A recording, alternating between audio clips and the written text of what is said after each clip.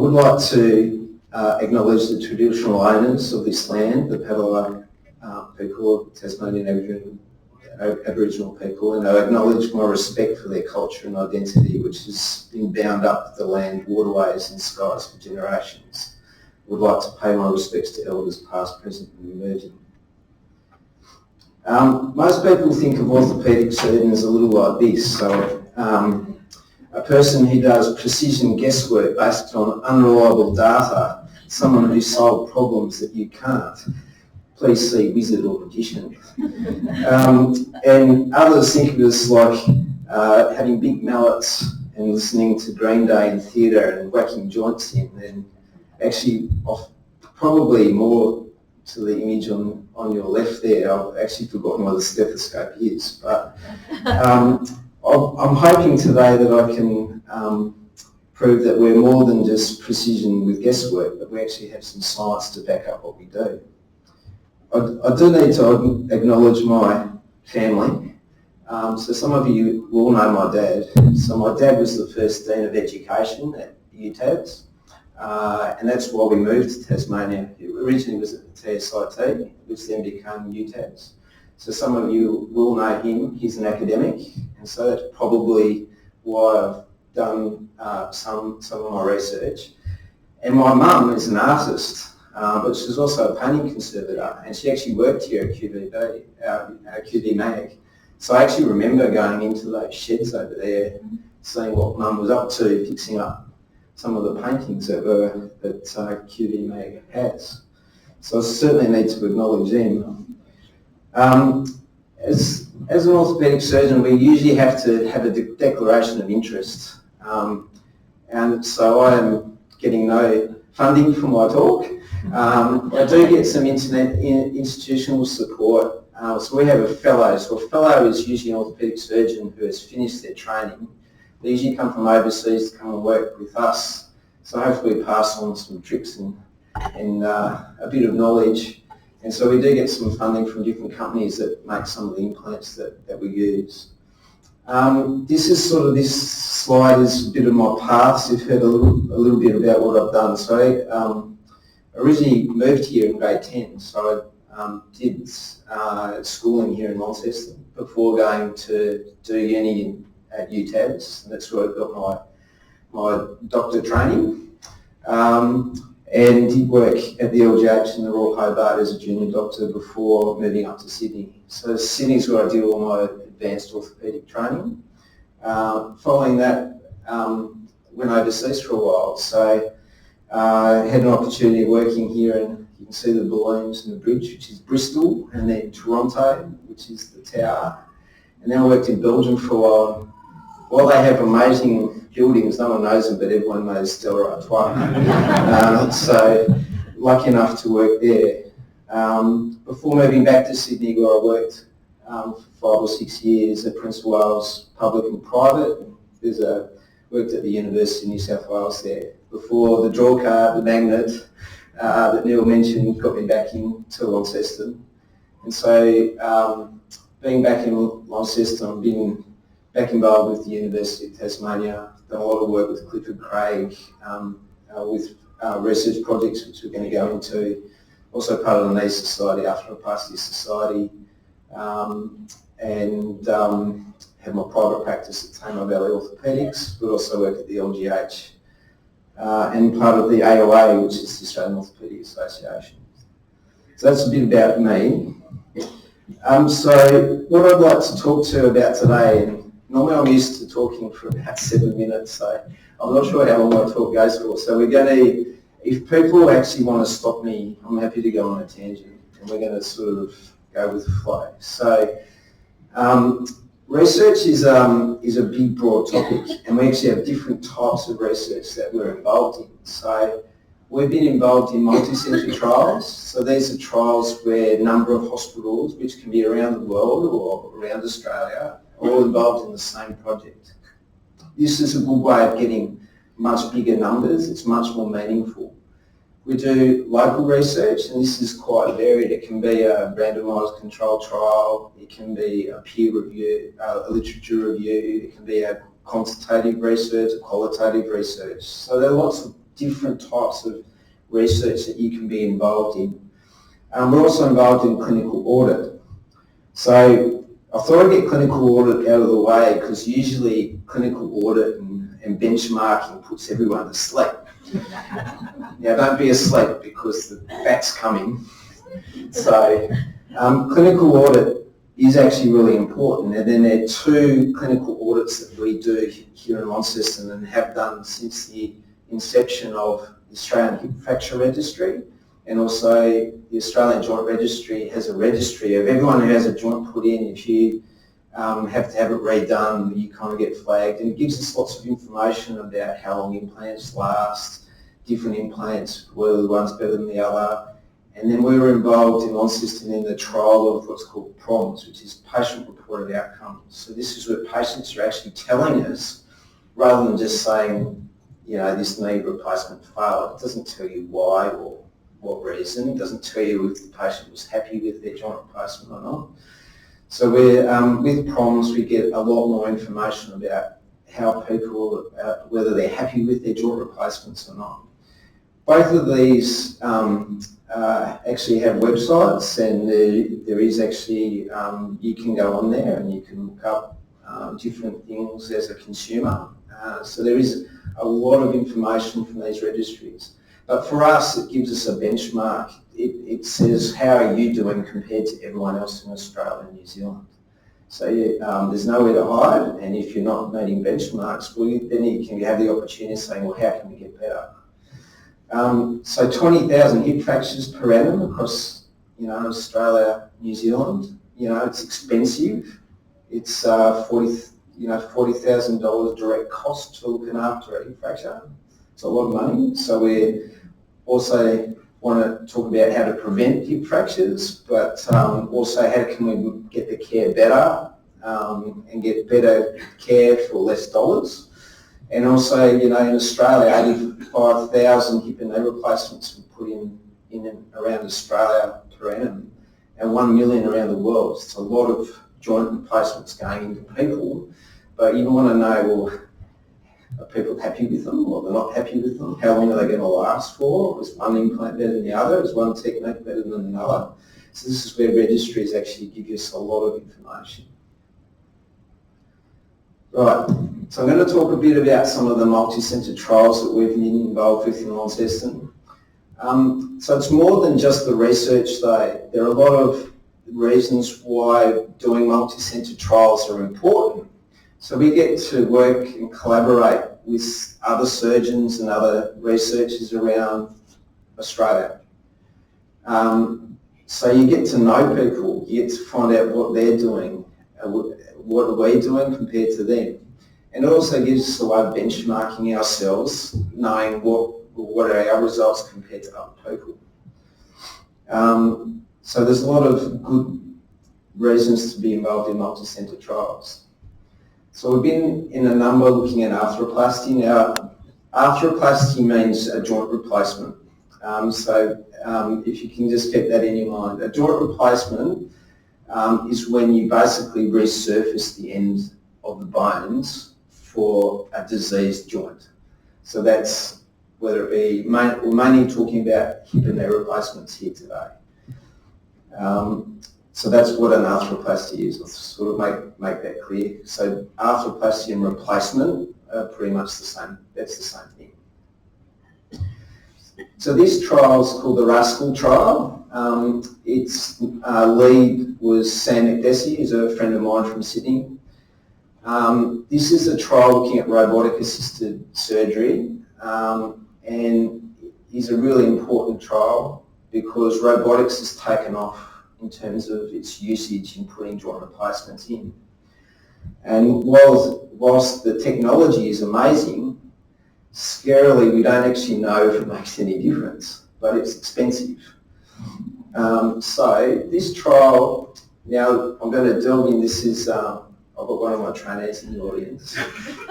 So I'm going to teach you what I taught him in about 30 seconds. Basically, when we were taught to put a joint replacement in, we were told to make the knee dead straight, make the joint perfectly parallel to the floor. That's how you put them in. And if you do that, everything's great. But there's a school of thought now that most joints, if you look at it on an x-ray, they've got a tilt on it. So why are we putting them in dead straight? Because the soft tissue envelope around your knee is actually used to your joint being that. So there's a school of thought, which is called kinematic, that you should actually, you can still make the knee straight, but the joint has got an angle on it. But we don't know if it's better or not. So that's where this trial comes into place. It has two components to it. Is putting the joint in dead flat to the floor, or with it where the joint used to be, which one's better? And we have two tools to do that. We can either use it with what's called navigation, so that's using a computer down the bottom right there, where you put some temporary pins in, a computer sees everything in space, and that helps us make our cuts. And then we've got robotic assistance. So this is where we're still putting the temporary pins in, but the cuts are being done with robotic assistance, which makes the cuts very precise. It will only cut where I've told it to cut it. And so basically this trial is looking at what's better. Now, I'm not allowed to tell you the results yet because it's embargoed, but we have finished the trial and it's just been submitted for publication. But we were involved in, David Penn and myself were involved in 50 patients. There are 10 hospitals around Australia involved in this trial, and the benefit of that, if we did it ourselves, 50 patients is not very many, but now we've got 300 knees that we can compare. So we've got a much bigger sample size, which makes the study much more powerful. But what I can say is, probably doesn't matter what you get, you can get good results with any technique. So that's important to know. Prior to that study, we wanted to know, well, how good are we at assessing things? So when you're doing these trials, you actually have to move the joint around and decide, does one side open up more than the other? And we wanted to know, as surgeons, are we very good at that or not? So we actually weren't allowed to see the screen, we had to bend it around, and then we got our assistant to do the same thing. Because it's actually important to know, when I do that, is it accurate? Or every time I do it, I get big, different numbers, which means it's actually not very helpful. So we actually did that study, and thankfully we're pretty good at measuring what we're measuring. But that's important to know, that if you measure it 3 times, you're going to get roughly the same answers. And if someone else does it, they're going to get similar results. So we can say that the results that we're getting are applicable and actually helpful to get what's called a balanced knee. So before we had robotics and things, we did a lot of, our goal was to try and give you a knee replacement that what we call balanced. So one way of trying to achieve that is you could actually put a temporary practice knee replacement in, and when you did that, you could put this pressure sensor inside the joint and measure the pressures on both the inside and the outside of the joint. And so using that, we could then either release some soft tissues or recut the bone to make the pressures more even. So again, we did a trial looking at this sensor device, and basically there were 2 arms. One, we couldn't see them, but we had to try and balance it. And the other arm, we could see the numbers and balance it. So we're definitely better if we had information to help us balance it. So that's clear. If we had a tool that made us balance better. But we weren't able to say that the outcomes were better, even though in theatre we had a better balanced knee. Now we have robotic assisted surgery. The pressure sensor has been changed with the tools that we've got with the computer. So the pressure sensors now are not used very often now. This is another multi-sensor trial where we're using the joint registry to help us get the answers. But this is massive trial, so 50 sites over, and trying to get 1,600 patients. It's a lot of patients, all looking at hip fractures.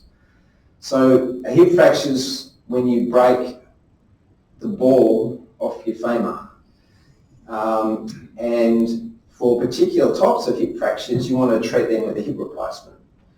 But the difference between doing a hip replacement and someone who's got a broken hip compared to someone who's got an arthritic hip, the arthritic hip's usually stiff, where a broken hip, they're not stiff, and so they usually had pretty good movement of their hip.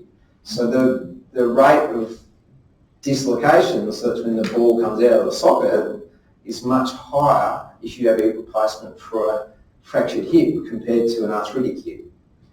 So there is this concept of using a different type of hip replacement where you actually have a ball in a ball, so that's the picture sort of down the bottom, so you get more movement before it levers out of the hip joint. So that's the theory, but what this trial is trying to show is, well, by using that implant, do you actually get that lower rate of dislocation? So you can see these trials take time. This started in 2021. LGH has contributed 42 patients, 21 in each arm. We finished recruitment 2 years ago, but we're not getting the results to the end of this year. So these types of research projects take time to get the answers. This is a study that we're doing at the LGH, and Luke's involved with it in the audience, one of our training surgeons. But it's run by University of Sydney, and it's looking at people using strong painkillers or opiates before they have a hip or knee replacement. And so there's a lot of evidence now showing if you're already on strong painkillers before you have a joint replacement, you're actually less likely to be happy with your joint replacement. You're actually have a high risk of getting an infection, and your outcomes aren't as good. So their first trial was using telehealth with a pharmacist to try and get people off strong painkillers before their joint replacement. And so they showed that they were able to do that. But the next part of this is, well, that's fine, but if we can do that, is the result better once they've had their joint replacement? So that's where Tassie's a part of Lonnie's part of a multiple centre trial looking at that exact question. But again, we've started last year, but we're not going to know the answers for a few years. So one of the things as a surgeon we worry about after doing lower leg surgery, we worry about people getting clots in their leg. It's called a DVT, and that can go to your lung. It's called a pulmonary embolus, and that can kill people. So we don't like that.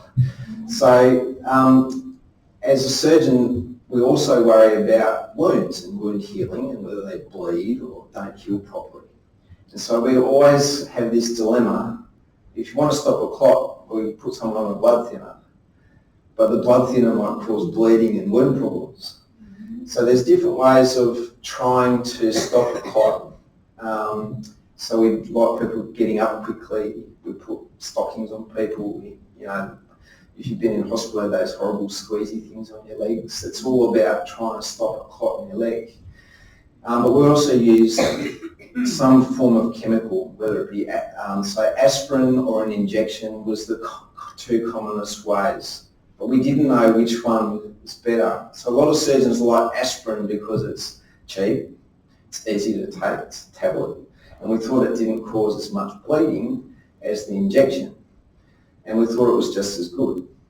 But we didn't have a good trial until Ian Harris, who ran this trial out of Sydney, but multiple centres, including ours, are involved in it, where you had either aspirin or the injection. And this trial was trying to show that they were just as good as each other.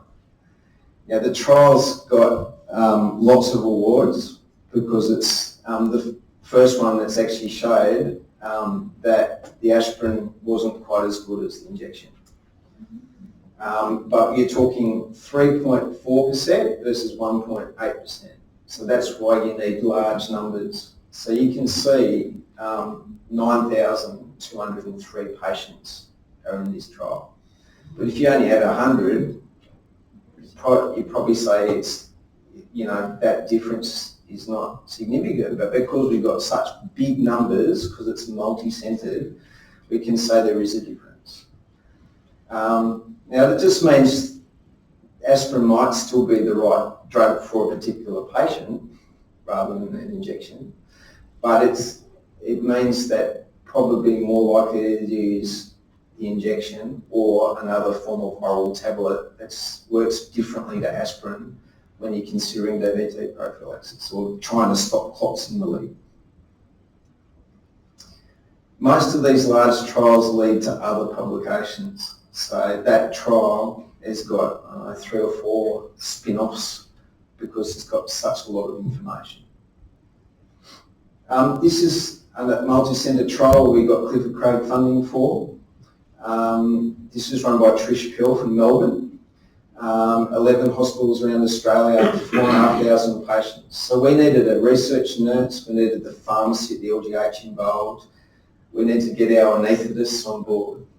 So sometimes these trials are more than just the answer. So I got to know my pharmacist better, I got to know my anaesthetist better because some of them were really opposed to the trial, so we had to work through that and why we wanted to do the trial. So it actually engages and makes you collaborate with people that you're working with day in, day out. So this trial was looking at the moment, there's some guidelines about the antibiotics that you give people because one of the things as surgeons we hate the most is infection. So there's some guidelines about what you should give, but there's some concern about bugs that are hard to kill and whether you should actually add another antibiotic to reduce that risk. So that's what this trial was looking about. So we thought if we added vancomycin, a different antibiotic to what we traditionally use, we might reduce our infection rate. So that's good. But its benefit, whether it's safe or not, whether it makes a difference or not, actually hadn't been studied. It's sort of just, we think, if we add more, it's better. And the treatment of joint infection is expensive. In the US, the costs close to $2 billion per annum to treat infected joint replacements. That's a lot of money. So basically, the surgeon had no idea what the patient was getting. Only the anaesthetist knew. The patient didn't know. So you either got a placebo, so they still had to, anesthetists had to draw up something, but it was salty water, or they give the vancomycin and everyone got ceftriaxone. And the results are actually interesting. The vancomycin made no difference to the rate of infection. But a spin-off study, so vancomycin had been used in Australia in 2019 in half of our joint replacement. It would have cost the healthcare system an extra $9.2 million. But now with this trial, I'd say it actually wouldn't have made any difference to the rate of joint infections, which, when we started the study, it seemed like we're kind of doing this just to show what we already know. Actually, we were wrong. It didn't make a single bit of scrap of difference. We've done a number of other studies on infections, which are multi-centred, which I'm not going to go into. They're really complicated studies, but to say that the top one, we're working with world leaders across the world at joint infection. So it's kind of, it's nice to know that you're doing things and you're on top of the way that people do things all around the world. And the bottom one, we're working with leaders across Australia.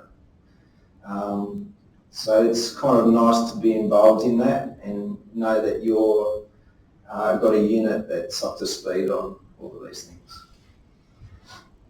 In terms of fractures, we've done a couple of multi-centre trials. This one was the Crossfire study. So this was looking at wrist fractures. So when you have a wrist fracture and you're older than 65, there's a real push to make the x-rays look perfect. And so the best way to make an x-ray look perfect is to put a plate on it. makes it very easy. You put a plate with screws that holds it together. Where traditionally we'll just push it straight, put a plaster on, and just let it heal. And so again, going into this trial, which is again multi-centred, we all have our own biases. So most of us trained, when I trained, we'd pretty much put a plate on everything. And it's easy, it doesn't tend to move. There's not a lot of aftercare. You have a splint that comes on and off, you can get them moving early. Where in the plaster, you've got to take care of the plaster, make sure it's not getting loose. It actually has, you actually have to look after that patient more.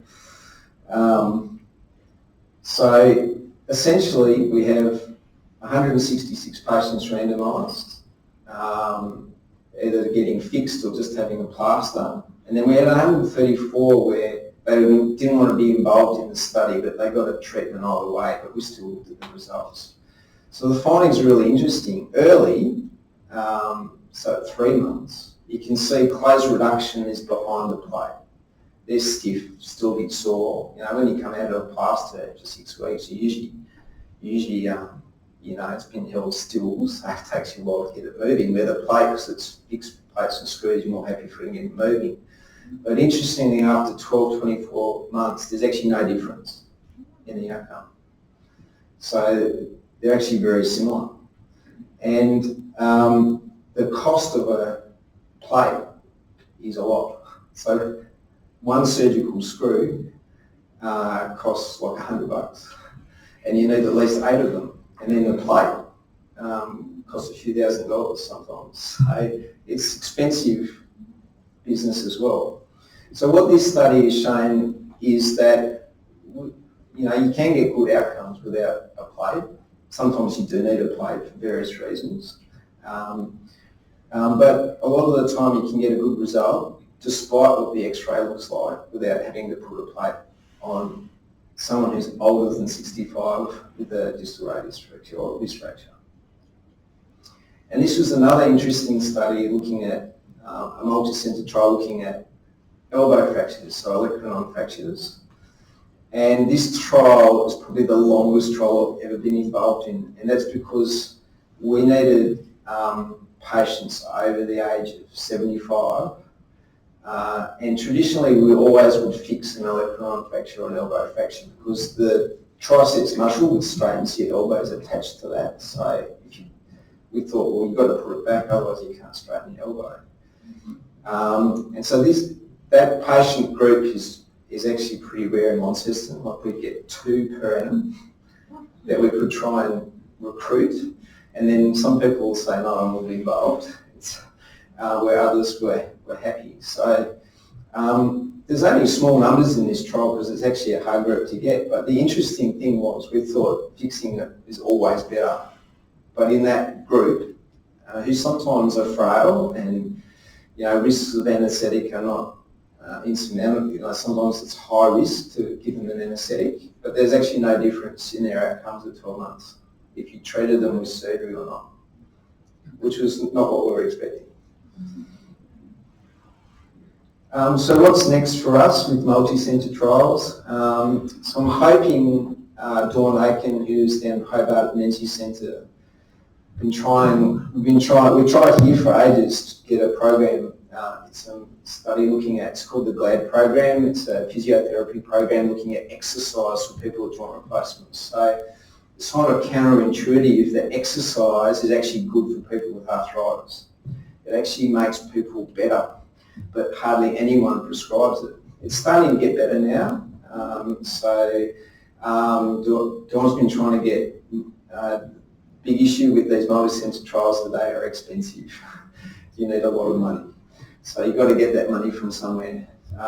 So we're certainly on board if Dawn can get the funding, looking at a Tasmania model for the GLAD program.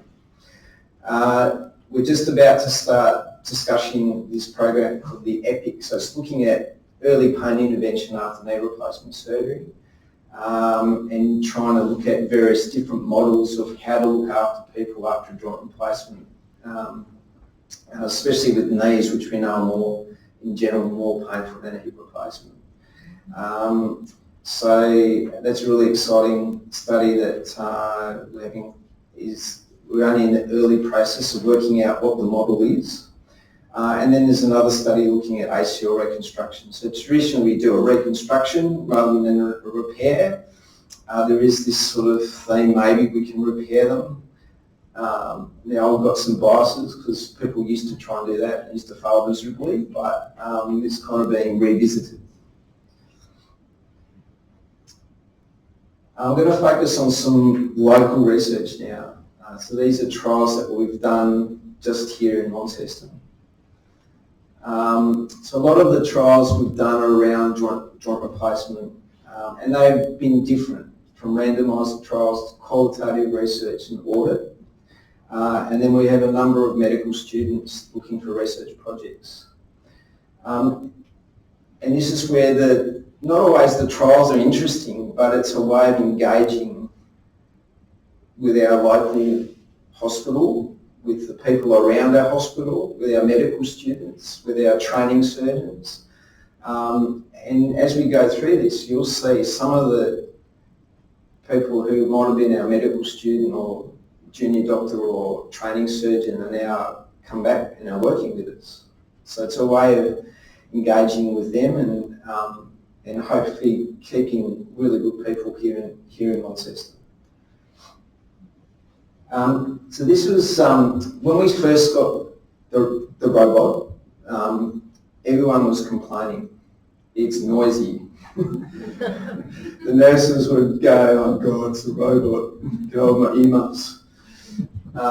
So this, all these dots down the bottom, that's a knee replacement and measuring the sound next to my ear during the procedure.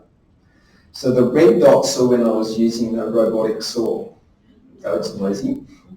And the little dots a bit further are when I'm hammering in the knee replacement. And then you can see my staff are getting a bit excited near the end of the operation. They're getting a bit noisier because we're almost finished. And you see the chatter levels going up near the end of the operation. So we did this study with Alistair Gilmore. He's a surgeon from Scotland. He's one of our fellows that came to us for a year and worked with us. And Laurent, he was my fellow and now he's our colleague. He's originally from Belgium, but he works at the LGH. He just got his Australian exam and looking to stay with us. So we're really excited about that. So my wife says I'm selective deafness. So forgive me if I don't get any of your questions. You can see, if we look at noise levels, I really like this analogy because down here we've got the boom box at 96 to 100 decibels, and I think most of us can relate to that. And I was at the footy today with my 13-year-old son, and they were just wheeling around this messy thing that looked like a suitcase. So it's not up on your shoulder anymore, they were just dragging it behind them. But if we look to basically anything over 80 over 90 decibels are sounds that can be harmful to your hearing. And when we measured our sounds, so here's robotic and conventional, actually the difference is minimal. But what's important is that our sound levels are averaging more like 90, and our peaks are getting up around a chainsaw. So if we're doing more than 3 or 4 joint replacements in a day, that's probably harming our ears. So no one monitors that, but no one tells us that we've got to wear stuff to protect our ears. And so there's more research around this. Does it affect our scrub team, our nursing, our anaesthetists? Sound will dissipate the further it gets away, but these are things that no one tells you about, and no one's looking after me other than me in terms of sound. So it's interesting, we've gone to the companies with this data and they're telling us that the newer versions of their robotic arm is going to be quieter. So it'll be interesting to see if that happens. Question. Yes? Which part of the robot does the noise actually come from? Where's the issue? Sorry, I didn't hear that. Yeah, the noise actually comes from the handpiece.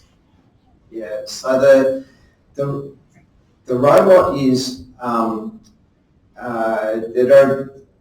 are different types of robots, so that's the first thing. So the one that I use is fixed to the ground, and it's got 3 moving arms, but it's the handpiece that's attached to the robotic arm that is the noisy component.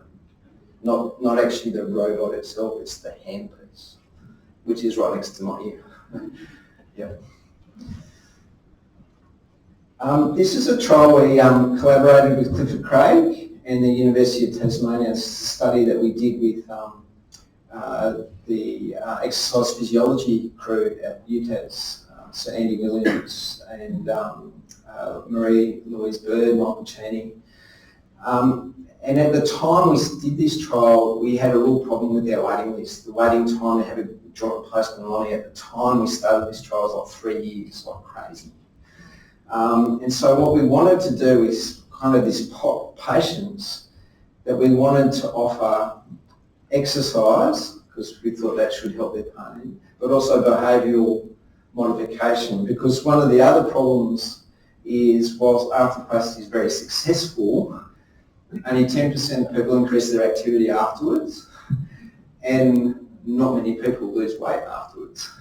Which is, you know, usually people can't exercise, that's why I'm putting on weight, this sort of thing. So we wanted to know whether we could change that, and we had this amazingly well set up trial to do that. Disappointingly, we could only get 13% of people to come in to have the program. So whilst we had this amazingly designed study, we couldn't recruit people. And so we still got information out of it. People who did it, a couple of people actually went off the waiting list because their pain got so much better that they actually didn't need a joint replacement.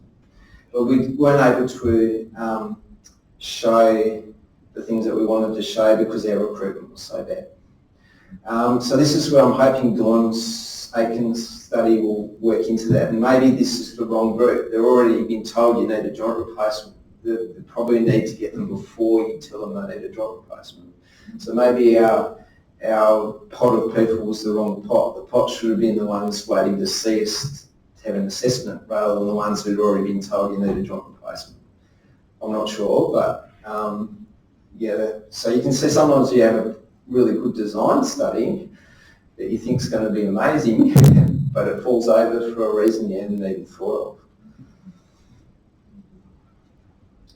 of. This again is a Clifford Craig funded study. Really simple question. If you give patients steroids when they have their joint and the day after their joint, does it get them home faster and make their pain better, and do they use just opioids? And this was a really controversial study with my anaesthetists. They didn't want to do it. They were worried about infection, as I am. But the evidence was pretty clear that it doesn't increase the risk of infection. And we ended up doing the study showing earlier readiness for going home, 20% reduction in pain, 20% lower use of nausea tablets and less opiates with no difference in complications. So that changed practice in our hospital, and it has done elsewhere. This one, really good randomised trial. So at the time we did this trial using PRP, which is platelet-rich plasma, which comes from your blood. So we're told if you take some blood out of your patient, you centrifuge it down and you get the yellow bit, PRP, and you inject it into the knee, it'll make your knee arthritis fantastic. And if you gave it 3 times, it'll be even better. But it costs about $400 per injection, so it's not cheap. And so we had 3 groups. Everyone had their blood taken 3 times, but then they didn't know whether they got salty water, 1 injection and 2 salty waters, or 3 PRPs. So we had 3 groups. And we basically showed it made no difference. Everyone seemed to feel better after an injection.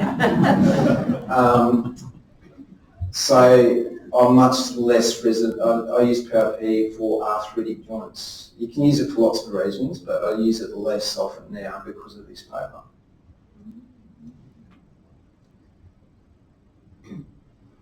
This is a trial I did with a physiotherapist, David Jovic, who used to work with us in Lonnie and stupidly went to Hobart. I don't know what I was thinking.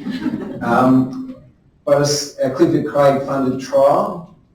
So at the time we did this study, a waiting time to see us in the Launceston General Hospital just to see us, to see if you needed an operation, was like 12 to 18 months.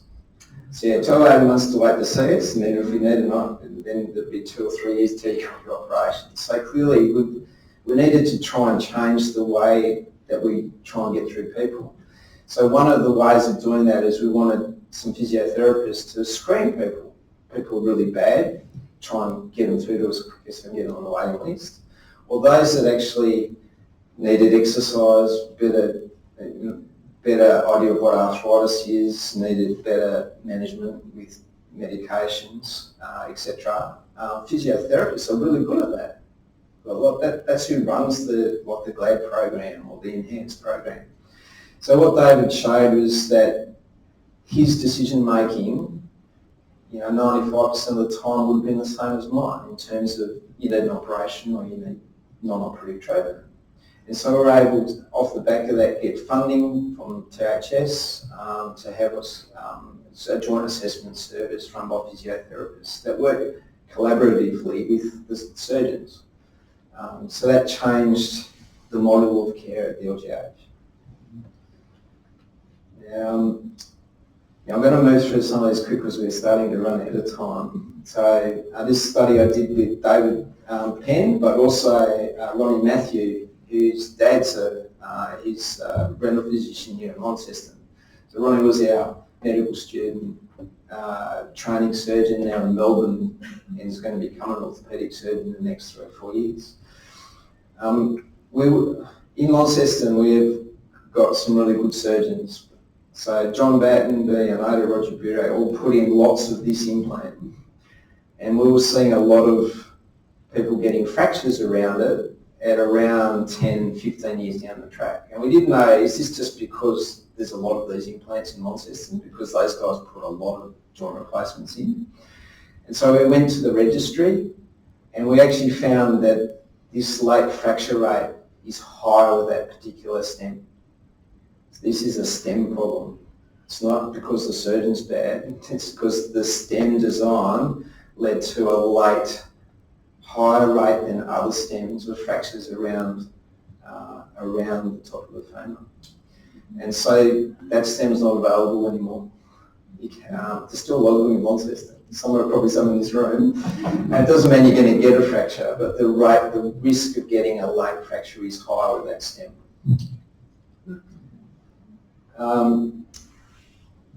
This is an example of doing a study with the Joint Registry. This is one that I did with Anne Harris from Sydney, basically showing that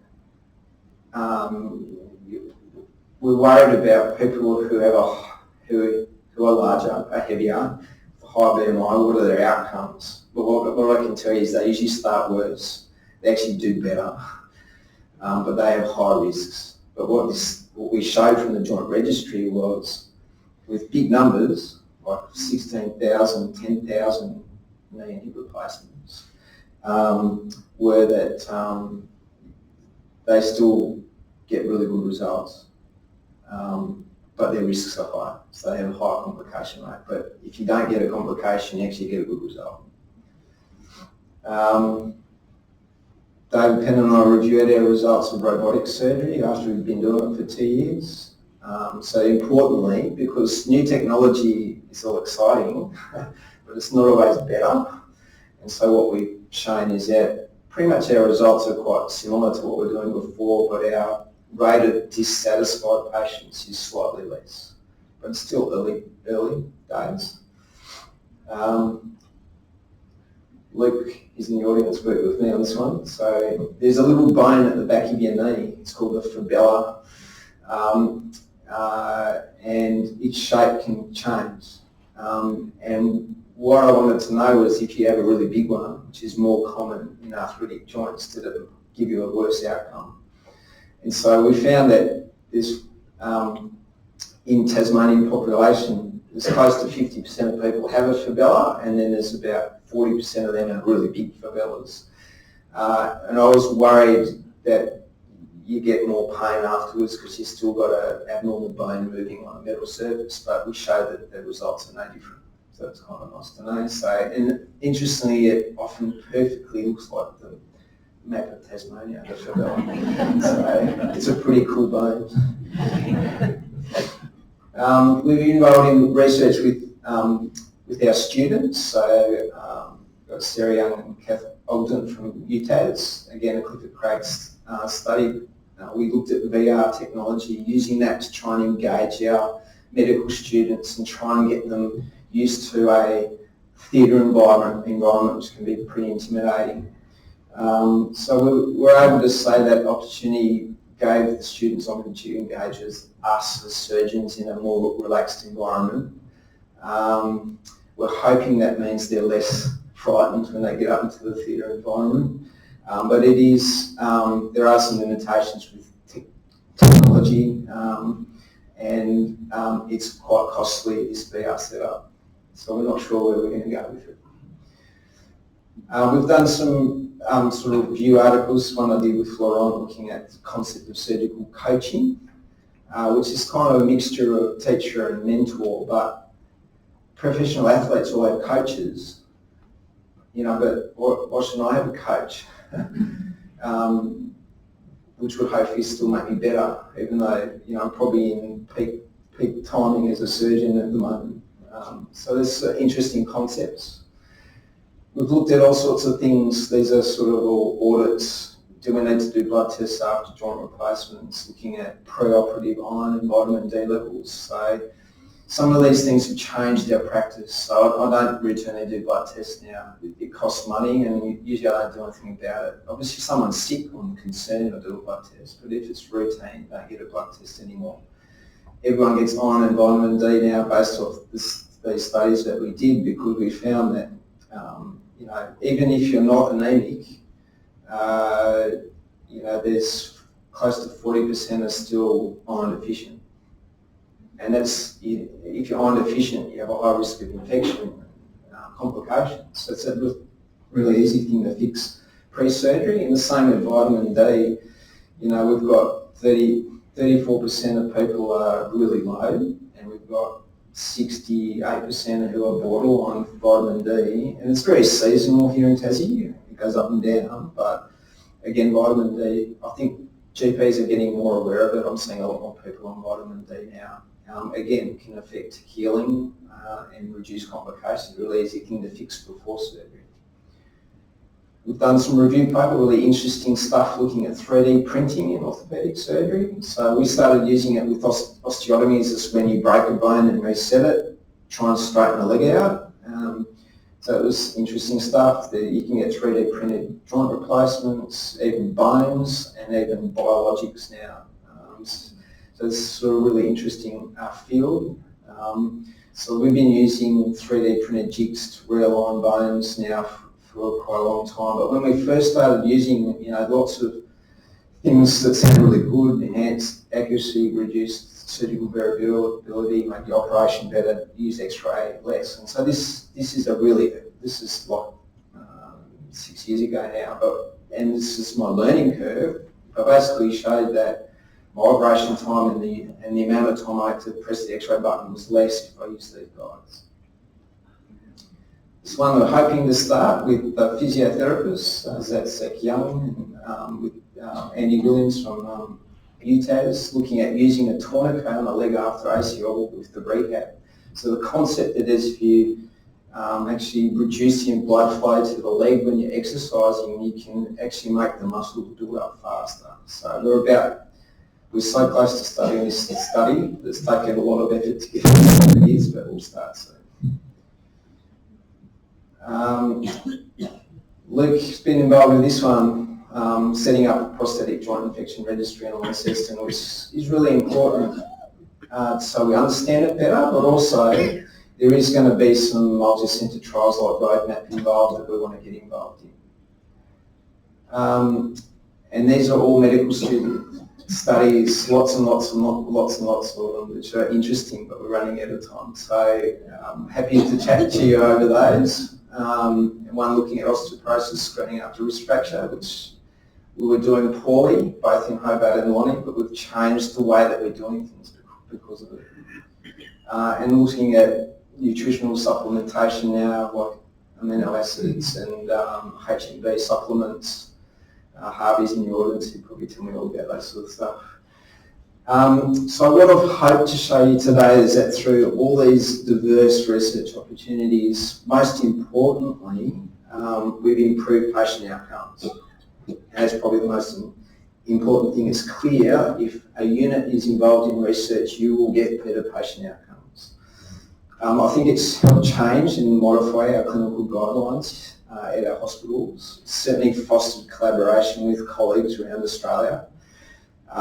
It definitely helps retain and engage our clinicians in the unit that I'm in, and also encourages our medical students to be involved in research. And with all of that becomes the impact of the culture of our clinical care. So thanks for listening.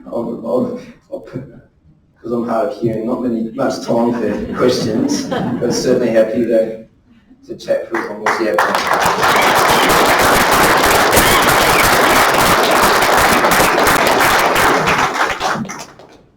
One very busy man. I'm not sure whether... Am I being heard? Yes.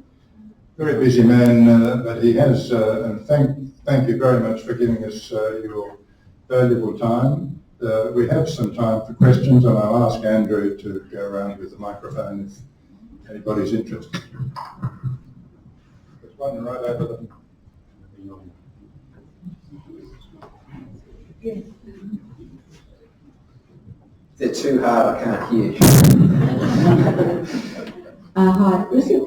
Is it common after a hip replacement for your legs to be different lengths? Yes. Yes is the answer in a nutshell. So what? Unfortunately, it's one of your legs will change for a number of reasons. Often it's short because as you wear the joint out, you get shorter. Also, as you get stiffer, you get contractures around the hip, so your hip moves differently, and that can actually make you feel shorter. It's quite often you're short, and when you do your surgery, you're trying to get the legs even. That's your goal, but it might feel long even though it's the same. And then the other thing that we're worried about when doing hip replacement is dislocation. So if I've got an and I've got to compromise somewhere, I'm going to make you longer, put a shoelace on the other side, if I'm worried you're going to dislocate. And yes, it's not ideal, but I'd rather have a hip that's long that doesn't pop out than a hip that pops out that's the same length. Yeah. Jonathan, that was absolutely fascinating. I'd like to ask, my son had a bad motorcycle accident, and the short thing was that he shattered his shoulder joint, absolutely. I saw an MRI scan and it was like a jigsaw puzzle. And two surgeons said, there's nothing we can do to heal that. You'll probably need a replacement in a couple of years. But what he's recording is that it seems to be healing, and he's doing press-ups and so on. I'm fascinated by the fact that the body has such a capacity for healing, and you talk about surgery, cutting people open and then with healing again. The body has this amazing capacity to heal and maybe even to regenerate. Yeah, but the bones are very good at healing, particularly near a joint. They're a really good area to heal. In that it's called cancellous bone, and really it heals well. Where surgery comes into play with fractures is, some fractures we know will do badly if you do nothing. And then the other component of a fracture is, does it involve the joint surface? So if your joint has a big step in it, you will do badly. So in that situation, you're much more likely to try and put the joint surface back as close as you can to perfect, because you're trying to minimise the chance of getting post-trauma arthritis. Yeah, and some fractures are just so bad. Yeah, when sometimes doing nothing is better. If it's, yeah, but this is the beauty of trauma. Trauma is never the same. It's always different. And so whilst we might have guides to how to look after trauma, there's a number of things as a surgeon you've got to take into account. You know, there's patient factors, there's the fracture itself, there's the overall patient, you know, what other medical conditions do they have, and then there's, you know, what are the risks of doing surgery, and doing surgery, does it outweigh hopefully getting a better outcome than putting in a plaster or a sling or what have you.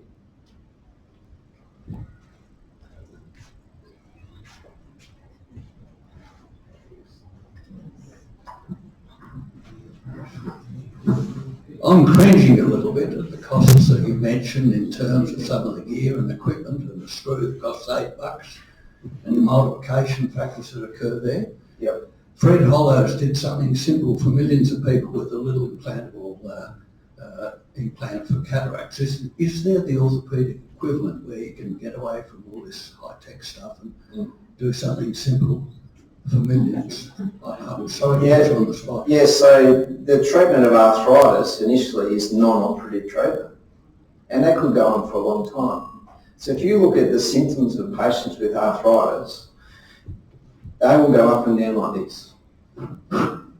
And in Launceston, a lot of people have to wait to see me. It's actually helpful, because when they got referred, they always, excuse my French, shit out. But by the time they waited to see me, they've settled.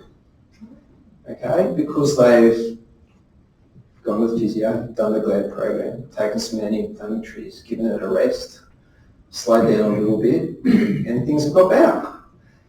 The natural trend though is you'll slowly go down, and eventually you hit a threshold where you're just not getting better, and life's misery, and it's time to do something about it. Now, non-operative treatment involves exercise, losing weight, tablets, which are mainly anti-inflammatories. They're the most effective, but not everyone can take them. There's a list longer than my arms of alternative treatments for arthritis, which is highly controversial. And then there are easy injectables, but like I showed that we did the study on the PRP, that doesn't work. But there's also gel-like injections, there's steroid injections, there's stem cells. They'll take some fat from your tummy and they'll spin it and inject it into your knee, and they'll charge you 14 grand for it. And, there's no evidence it works. But you'll get a footy player, I'll guarantee you, every year and tell everyone how fantastic it is. And that keeps driving the business. But I've been around for over 20 years, stem cell treatment. I'm still waiting for a study to conclusively show me that it was better. Yeah. So yes, there's definitely easy ways of treating arthritis early. So joint replacement is for end-stage arthritis. That's a lovely segue to my question, actually. As a former director of the University Department of Rural Health, I'm delighted to see that you're working with other professions in this. So my question is actually about how do you get these fantastic results out to all those other professions, exercise physiologists and even the pharmacists. Yep. Obviously the people you're working with at UTAS understand, but how do the rest learn about it? Yeah, so doing the studies takes a long time, and you finally get a result. But then you have to then let everyone know about your results. So there's a number of ways of doing that. There's publications, and getting a publication now is not easy, it's hard. But getting a publication, speaking to your colleagues, and locally, because we're a small community, everyone knows each other. So you can share the information that you've got with your colleagues. Yeah. So, but yeah, if something's published, it usually means your work's good. As an academic, I know that, but Yeah. yes, it's more, do the exercise physiologists have time to read all those studies? No. They know they're there in the first place. No one has And time what to read all the studies. No one has time to read all the studies.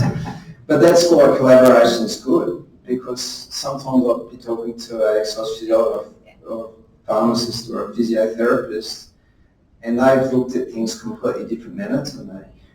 And sometimes a penny will drop. Yeah, but that might lead you to a different research question or a different study. And so a lot of these trials have come up because of clinical dilemmas that we've had in our hospitals or our system, and you go to the literature and you can see there's a hole in the literature, and that's where you might direct your research to. So most of my research is clinical because I'm a clinician, so I'm trying to improve my own practice in some ways. So that's where you can see most of my work it's not lab-based work. It's actually relevant to my practice. Thank you very much. Yeah. Thanks for